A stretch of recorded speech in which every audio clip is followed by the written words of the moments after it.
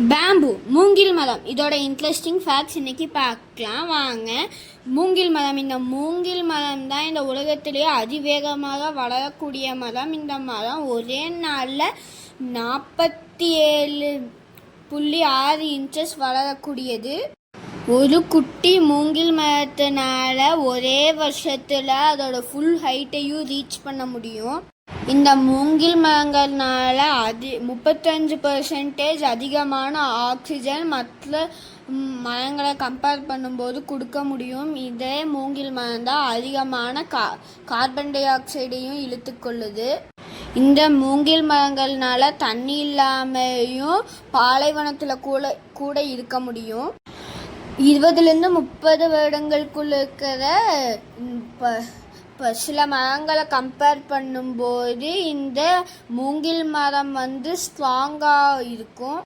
இந்த மூங்கில் மரங்களோட வேர் மண்ணில் அதிகமாக பரவக்கூடியவை. அதனால இது மண்ணை கெட்டியாக பிடிச்சிக்கும். இந்த மூங்கில் மரத்தில் ரன்னிங் பேம்பு அப்படின்னு ஒரு மூங்கில் மர வகை இருக்குது.